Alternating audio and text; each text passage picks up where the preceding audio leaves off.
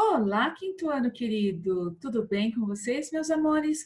Vamos começar a nossa aula de hoje? Estão prontos? Página 44. Vamos a ela então, por favor, abrindo na página 44. Isso, página 44. Bom, o que nós vamos começar a falar? Dos povos do Brasil. A gente já falou aí dos povos egípcios, dos povos, né, da China, do México, não é verdade?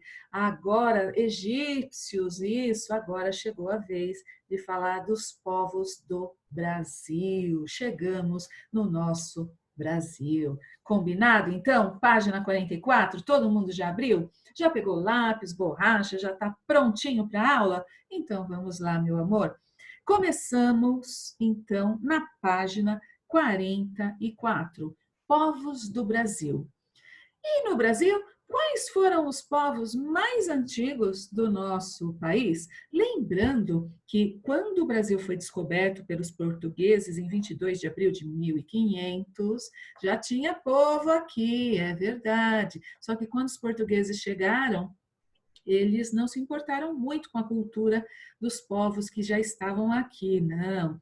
Eles consideraram como o Brasil propriedade deles e consideraram os índios como excelentes serviçais, ou seja, eles já estavam de olho no índio para escravizá-los. Mas isso é assunto para um outro momento, combinado? Então vamos lá, gente. Aqui a gente está vendo o nosso país, né, o Brasil. E a gente vai ver aqui, uns pontinhos vermelhos, né? Vocês estão vendo esses pontinhos vermelhos? Estão? Então, esses pontinhos, eles indicam a localização de sambaquis. Nossa, Pro, o que são sambaquis? Ah, já vou explicar isso para vocês, tá bom? Vocês podem observar que está em todo o litoral aí, chega aí na Bahia, mas não é só na Bahia, não. A gente tem relatos e registros de sambaquis no interior do Brasil também. Mas vamos lá, então. Sambaquis. O que seriam os sambaquis? Observe um sambaqui e alguns objetos encontrados por meio do trabalho dos arqueólogos. Então, professor, o que seria um sambaqui? Seria um morro, tá? Ele pode ter 6 metros, ele pode ter 30 metros de conchas. É, de conchas. As conchas foram ficando ali, sedimentaram, né? É verdade, conchas. É estranho, mas eu vou te explicar então. Começarei então a leitura, página 44. Vamos começar por um grupo que habitou o Brasil há cerca de 6.000 anos, no litoral entre o Espírito Santo e o Rio Grande do Sul. Tratava-se dos povos das conchas, que aproveitavam tudo que o mar lhe oferecia. Observe, né, o mapa, já mostrei o mapa para vocês. Então vamos lá, os pontinhos vermelhos indicam a localização dos sambaquis. Embora esses povos caçassem pequenos animais e coletassem vegetais, eram peixes e os moluscos, conchinhas mesmo, sabe quando você vai na praia e vê conchinha? Então, que constituíam a base da alimentação deles, né? Eles escolhiam um lugar elevado para ficar perto da praia e lá permaneciam por muito tempo. Levavam as conchas que recolhiam para esse local, comiam os moluscos e deixavam no chão as conchas vazias. Com o passar do tempo, essas conchas formaram montanhas, gente, onde os homens construíram suas moradias. Essas montanhas recebem o nome de sambaquis. Observe abaixo um sambaqui e alguns objetos encontrados por meio do trabalho dos arqueólogos, né? Olha só, né? Uma montanha, um morro, na verdade, aqui, né?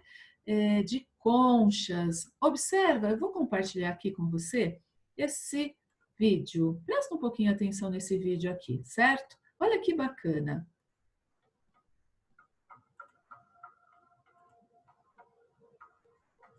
O litoral do Brasil foi o último lugar a ser ocupado pelo Homo sapiens, ou seja, o homem pré-histórico. Segundo as pesquisas arqueológicas, ele viveu aqui num período compreendido entre 10 mil anos até 1500 anos antes de Cristo. A presença deste homem pré-histórico pode ser verificada pela existência dos sambaquis. A palavra sambaqui, em tupi-guarani, quer dizer amontoado de conchas. Ele é formado por restos de moluscos, conchas e ossos de peixes.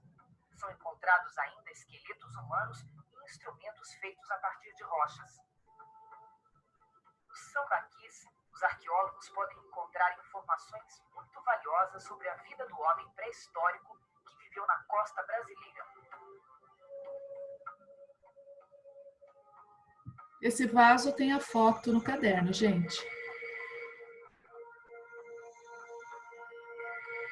Os homens do litoral brasileiro conheciam muito bem a natureza.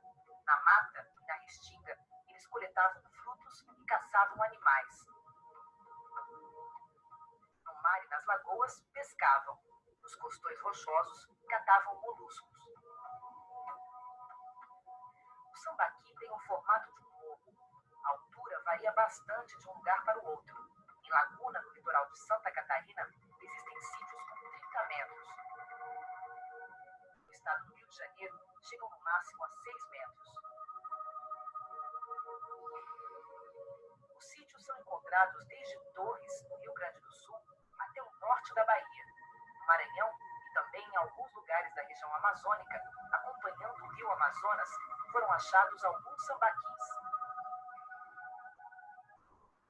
Quando os pesquisadores começaram a estudar os sambaquis, muitos acreditavam que os antigos homens viviam em pequenos grupos e eram nômades.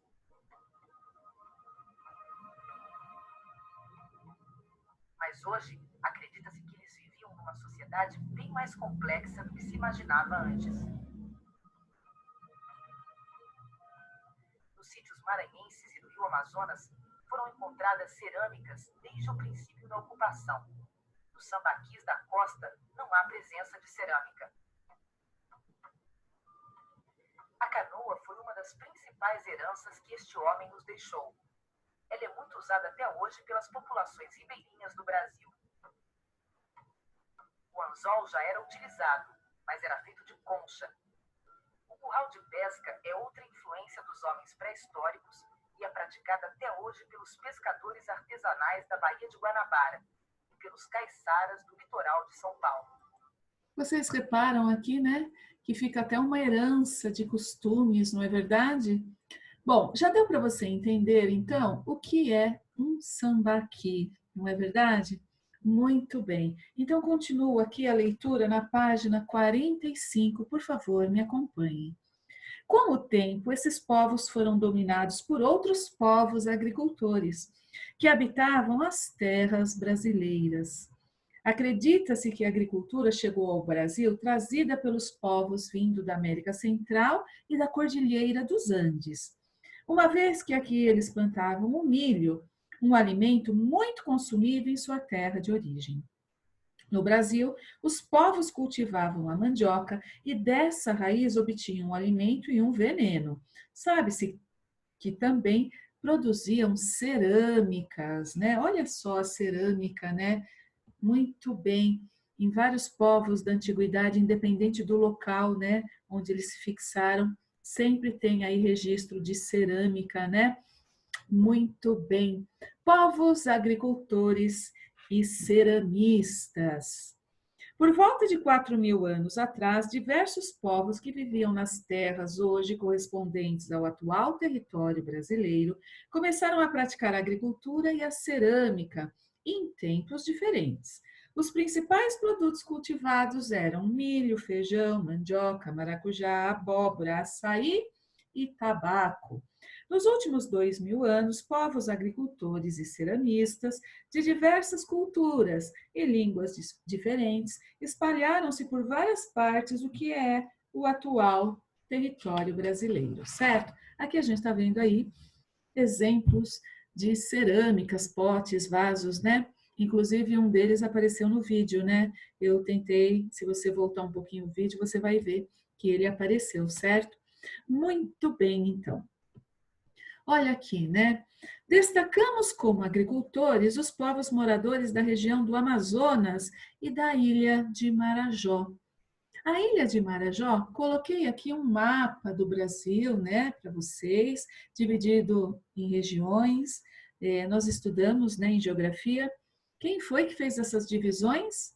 É Se você falou IBGE, muito bem, né? O IBGE estudou, né, as semelhanças de alguns estados e foi classificando e dividindo por regiões e chegou aí às 5 grandes regiões: a região sul, a região sudeste, centro-oeste, nordeste e a região norte. Se você olhar para a região norte, olha para a minha setinha, ó, aqui é a ilha de Marajó, tá bom? Ó, aqui, ilha. Aqui é o Pará, né? Ilha de Marajó, certo? Muito bem. A cerâmica marajoara, né? Enfim, muito famosa, mundialmente conhecida, linda, detalhes maravilhosos. Tem exposição de vasos, né, dessa cerâmica marajoara, no Museu de Nova York, gente. Ela é dada a sua grande importância, né, do estudo do nosso passado. Muito bem, então aqui a gente está vendo alguns exemplos, imagens dessas cerâmicas que foram encontradas. Quando os europeus aqui chegaram, os tupis-guaranis já haviam formado pequenos agrupamentos de famílias, mas os colonizadores, né, que eu já estava até falando deles lá no início da aula, desconsiderando sua cultura, impuseram-lhes seus costumes, mas esse é um assunto que será tratado mais para frente, né? Quando o português chega aqui no Brasil, ele não quer saber, né? A cultura do índio para ele é estranha e é errada. Ele impõe os seus costumes e mais, tenta escravizar os índios. Isso aí a gente vai estudar mais para frente, tá bom? Quero falar para vocês que os arqueólogos, muitos materiais que eram usados na época dos períodos neolítico, paleolítico, eles não existem mais, porque madeira, pele, são assim, objetos de fácil decomposição. Até o osso, dependendo, a maioria dos ossos se decomporam. E quando o arqueólogo faz as escavações, às vezes ele não encontra um pedaço inteiro, ele encontra fragmentos, pedacinhos, né? Às vezes acontece de encontrar um esqueleto praticamente inteiro. Depende muito, gente, de como foi enterrado, do local, se tinha umidade, a temperatura, né, do local. Mas às vezes a gente comemora, sim, encontrando algumas coisas bem significativas. Mas a grande maioria, ela se decompôs com o tempo, né? Muito bem. Vamos fazer um exercício agora de observação. Nós estamos vendo aqui essa imagem com algumas peças, né, alguns objetos pré-históricos. Vamos pensar um pouquinho? Foram achados, quais seriam as utilidades, né? Bom, a gente vai ter que fazer um exercício realmente de observação e dedução, né? Detetives, deduzir, né? Só que o palpite dos historiadores, dos estudiosos, são palpites bem fundamentados, né? Então chegam bem próximo à realidade, né? Então vamos lá, agora é a nossa vez, certo? Vamos brincar aqui um pouquinho. O número 1, olha para o número 1. Essas peças indicadas aí no número 1 são pontas de ossos, tá? Que podiam ser fixadas em flechas, arpões, não é verdade? Agora olha para o número 2. O que parece o número 2? Ah, você está falando agulha? É verdade. E para que era usada? Hoje em dia, qual é a utilidade de uma agulha? Costurar, espetar? Não, né? Mas pode também, né? Furar. Mas seria costurar, é verdade. O 3, olha para o 3. Ah, um anzol, né? Pode ser usado para pescar, é verdade. A utilidade poderia ser essa, né? E o 4? Pensa aí, olha bem para o 4. O que seria, né? Qual seria a utilidade ou as utilidades? De repente não tem só uma utilidade, né? Qual seria, hein, do número 4? Poderiam ser cabos para lanças? Poderia. Cabos para outras ferramentas? Poderia. Flechas, lanças? Poderia. Poderia sim. Olha para o 5. O 5 a gente já está vendo uma pedra com as extremidades, né? Veja bem, as extremidades já estão bem afiadas, né? Você pode perceber que se você apertar, você vai fazer um corte linear, uma linha, né? Agora imagina abatendo um animal e tendo que cortar aquele animal, né? Poderia ser isso. Se você colocasse, então, um cabo, poderia virar um machado também, bem afiadinho, né? Muito bem. Então, essa pedra poderia ser usada aí para machados ou como facas, né? É verdade. Olha para o 6. Qual seria a utilidade? Pense em você. Se você tivesse um potinho desse, você poderia guardar seus brinquedos, poderia guardar, é verdade. Só que naquela época, o que será que o homem guardaria? Alimentos, né? Provavelmente, poderia ser água ou outros alimentos, é verdade. 7. Nossa, olha só o 7. O 7 parece assim um buril. Ele parece, gente, um abridor. Como que seria um abridor? Imagina você fazendo fricção forte, né? Com o número 7, você estaria fazendo um corte profundo, abrindo alguma coisa, né? Um animal, talvez, poderia, né? E o 8, agora quero ver. Qual a utilidade do 8, gente? Não sabe? Pensa um pouquinho. Vou te ajudar. Ser humano, né? Será que a gente cria só coisas, ferramentas para as nossas necessidades? A gente não cria mais nada. É só toda a nossa criação, ela se destina para o trabalho. Não? Vamos pensar hoje em dia nos museus. O que tem nos museus? Obras de arte, esculturas, pinturas, não é verdade? O homem gosta da arte, cultura, né? Pensa nas pinturas nas cavernas, não é verdade? O homem, né, a nossa espécie, ela tem a cultura. Então, olha que bacana o 8. O 8 é uma representação de um animal que vivia ali perto deles, né? Seria alguma coisa para a cultura, né? Como as pinturas nas cavernas, por exemplo. A gente não pode esquecer que mesmo lá atrás, né, a nossa espécie, ela também tem uma coisa maravilhosa que é a nossa cultura, né? Então a gente também coloca significado em muitas outras coisas, não só nas ferramentas que a gente utiliza até nos dias de hoje para viver. Bem interessante, né? Vamos fazer um resuminho então de tudo isso? Vamos lá então. Número 1, já está escrito no caderno, são pontas de ossos, né? Que podiam ser fixadas em flechas, arpões, é verdade. Muito bem. Número 2, a agulha, né? Então vamos lá. Um tipo de agulha para furar ou costurar peles de animais, por exemplo. Poderia, né? Costurar de repente uma pele. Isso, muito bem. Vamos então para o 3, né? 3. Continuando aqui. 3. Anzol para prender algo ou pescar, né? Podia prender alguma coisa, por que não? Não vamos pensar que um objeto, uma peça servir única e exclusivamente para uma coisa só, né, gente? Poderiam usar, de repente, para prender alguma coisa, um gancho, poderia, por que não? Para pescar, poderia também, né? Normalmente, quando a gente pensa em anzol, a gente pensa logo em pesca, mas poderia ter sido usado para uma outra coisa também, né? 4, cabos para ferramentas ou lanças, muito bem. 5, pedras usadas como facas, raspadores. Imagina você, né, naquela época, matando um animal, tendo que raspar a carne da pele, né? Então poderia ser um raspador, podia, né? Com a mão não dava. O homem já percebeu, pela sua inteligência, que muitas atividades ele tem que usar alguns instrumentos, é verdade, né? 6, olha aí, potes, né, para armazenar alimentos, poderia. Isso. Olha para o 7, uma pedra com corte linear, tipo um abridor, né? Então, imagina um corte bem preciso mesmo, né? Profundo, né?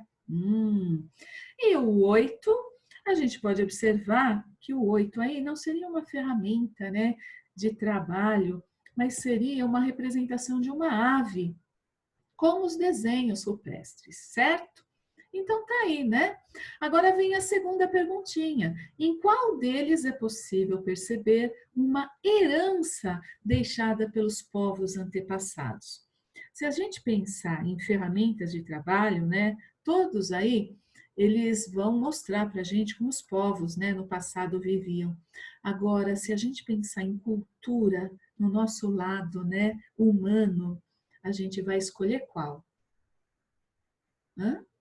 Se você acha que é o 8, é isso mesmo, né, gente? Se pensarmos em cultura, a herança seria o objeto número 8, né? É verdade. Bem bacana isso, né? Como é legal estudar o passado para entender o presente e mudar o futuro. É isso, muito bem. História é para isso, né? E no caso, a gente está entendendo a nossa história. É muito importante a gente conhecer a nossa história da nossa espécie.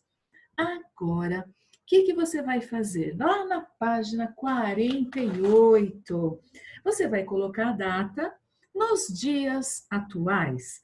Tudo o que sabemos hoje sobre as civilizações antigas e características de seu modo de vida foi encontrado e pesquisado por muitos profissionais, historiadores, arqueólogos, cientistas e paleontólogos. É, isso aí.